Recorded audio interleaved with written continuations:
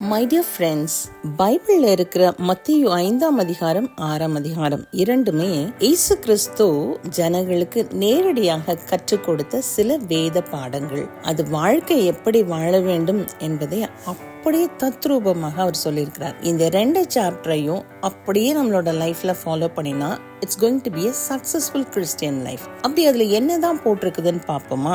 அந்த 5ஆம் அதிகாரத்துல முதல் பகுதியில யாரெல்லாம் பாக்கியவான்களா இருக்க முடியும்னு போட்டிருக்குது. அதை ஃபாலோ பண்ணி அவரு நியாயப்பிரமாணத்தை கை கொள்வதுன்னா என்ன, அது நியாயப்பிரமாணத்தை செய்வது ஒரு நல்ல மனிதனுக்கு அடையாளம். ஆனா அதையும் தாண்டி இயேசு கிறிஸ்துவை போல ஒரு முழுமையான பூரண சர்க்குணராய் இருக்க வேண்டுமானால் நாம் எப்படி இருக்க வேண்டும் என்பதை ஆண்டவர் தெளிவா விளக்கியிருக்கிறார். முதலாவது அவர் சொல்லியிருக்கிறாரு, நியாயப்பிரமாணத்துல சொல்லப்பட்டிருக்குது, நீங்கள் கொலை செய்யாதிருப்பாயாக என்பதும் கொலை செய்கிறவன் நியாய தீர்ப்புக்கு ஏதுவாய் இருப்பான் என்பதும் பூர்வத்தாருக்கு உரைக்கப்பட்டிருக்குது. இது பழைய நியாய பிரமாணம். ஆனா ஆண்டவர் ஒரு படி மேல போய் என்ன சொல்றாருன்னா, கொலை செய்யறது ஜஸ்ட் ஒரு கத்தி எடுத்து ஒருத்தனை குத்தி கொல்றது மாத்திரம் கொலை கிடையாது.